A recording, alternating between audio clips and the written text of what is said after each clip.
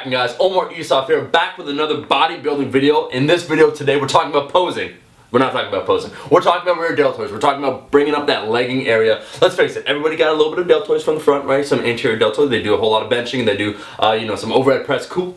Side deltoid, you do the lateral raises. If you've been watching this channel, you know my boy Alberto, a natural bodybuilder. He's been making these videos for us, helping us out in terms of bringing up calves, then a side deltoid, and then he made a video on back. Today we're talking, however, about rear deltoids, and the reason being is that compound movements are not effective enough to target that area. Well, you'll notice you'll build up front delt, a little bit of side delt, and that rear delt, you get no love. So he's going to show a movement today that you guys can do that will be available at most commercial gyms to bring up that area. If you like these videos, these bodybuilding videos where we take a specific topic, like one area, and we give you one movement to try and enhance it, like this video and comment below what area you want to see next. We did back before, and then we asked you guys, you said rear deltoid, so we're doing that. What do you want to see next? Comment below. Without further ado, I'm going to let Team Long Hair, We Care, Alberto, take it over. We got corn rows for the, but that's not what we're doing. We're not doing rows today.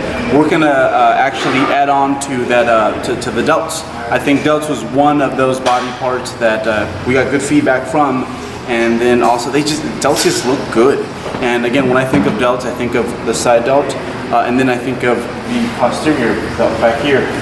Usually because that one is just one that often people are missing. So again, we know what movements target delts. I think you guys have a general idea of what it is that I'm going to do today. However, how do we execute it properly? So we are going to do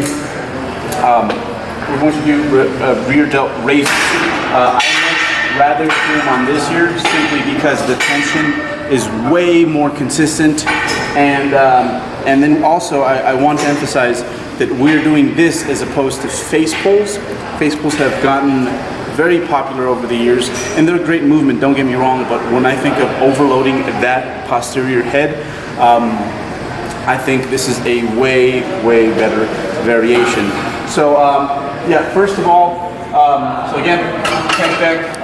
But of course, even the peeps who make this understand that it's a wonderful machine to use for your rear delts. One of the big issues I see is that people set this up too high. What happens when you set it up too high? There's a lot of crunchy there.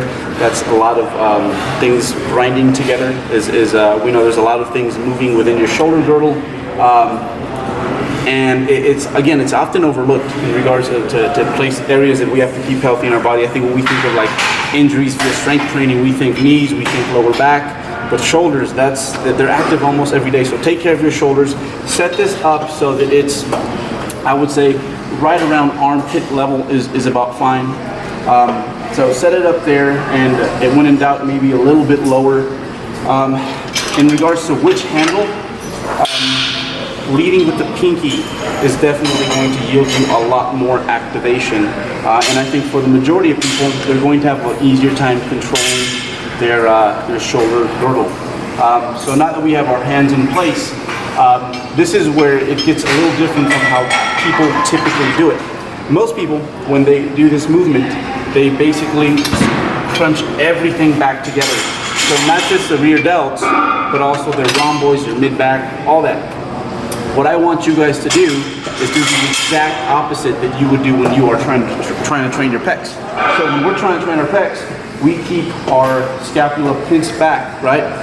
For this one, you're going to do the exact opposite. You're going to keep your scapula protracted. You're going to keep it open. And what you're going to see is that your mid-back muscles can no longer help your posterior delts. And again, that's the one thing that's unique about the scapula and the humerus, is that your scapula can stay in a certain position and your humerus moves. So that happens in the bench press, and here we're going to do the exact opposite. It's going to be pinned outwards. It's going to be protracted while we pull back, okay? So protract your scapula, bring it back, and it's going to feel like such a short movement, for sure. It's going to feel like if you were almost cheating, to be honest, because it's just basically your rear delt pulling back. Much like the lat pull down, something that I think is really important, especially for a lot of the muscles back there, since we really can't see them when we're training our biceps, we're training our chest, and it's a lot easier to kind of pay attention to what you're doing, have that mind-muscle connection, if you will. is to just hold it at the end for a good 2-3 second count. So get a few reps in for you guys so you guys can see what this looks like, and we'll go from there. So the main point that I'm trying to drive here, oh, and first of all, before I get to that, the main reason that I wanted to show you guys this movement instead of the face pull is, as you can see, we were not retracting our scapula, we were keeping it protracted, and that's the issue with face pulls. When you're doing face pulls, you're retracting your scapula, you're externally rotating your humerus, so a lot of other things are moving, and it's not necessarily, I don't think it's the best point to work your rear delts in. So that's why I picked this one, and I went with this one because it's a lot easier to master than doing it with dumbbells. So yeah, I hope that helps. Main point that I am trying to drive here with all these things we're doing, seems so fundamental, it seems so basic, but that's something that I see missing quite often. Is it, you know, we're very consumed with how we do our compounds, you know, how we unrack our squat, the bar path, all these little details that go into those big compound movements, and that's important, yes.